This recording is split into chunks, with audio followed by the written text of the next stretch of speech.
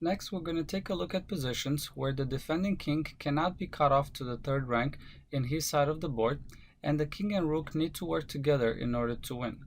In these positions where the kings are not in opposition, counting is very important. In this first position, with white to move, you could see that the rook is already behind the passed pawn, and it's going to take the king 1-2 moves to get next to the pawn to work together with the rook to be able to take that pawn. It's also going to take black 2 moves to be able to queen. One moving the king next to the pawn and then pushing the pawn to d1 to promote. So here it takes white 2 moves to control the promotion square with the king and rook, and it takes black also 2 moves to control the promotion square. So if it's white to move, he's going to win, and if it's black to move, this will end up in a draw. With white to move, white will simply move the king to b3, king to e2, king to c2, and now after the pawn promotes, the rook can simply take it, and black cannot take the rook back as white is defending it. Coming back from the beginning, if it's black to move, black will be able to get a draw. He cannot push the pawn right away as the rook will take it, so he's going to move the king to e2. After that, white will come with the king to b3, and now black will simply push the pawn to promote, and white has to sacrifice the rook in order to get a draw here. Here's another position, and it's white to move. If we count, it's going to take black 5 moves to be able to promote the pawn, 2 moves with the king to support the promotion square, and 3 moves with the pawn.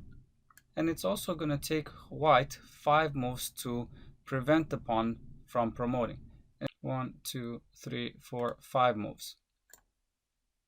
So with white to move here, white should be able to win, as he's going to be able to have enough time to cover the promotion square.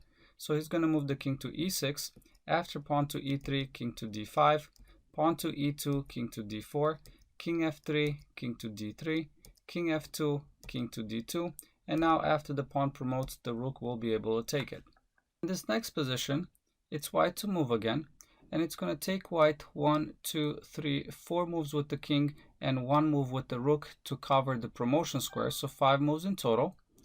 And it's also going to take black 5 moves to promote, 2 moves with the king and 1, 2, 3 moves with the pawn. Therefore, with white to move here, white should be able to win. Now the correct play is king to g5, and after this, black can try c3, king to f4, king to c2, rook to c8 to prevent the pawn to promote, king to b3, king to e3, king to b2, and now king to d2, and white is able to catch the pawn.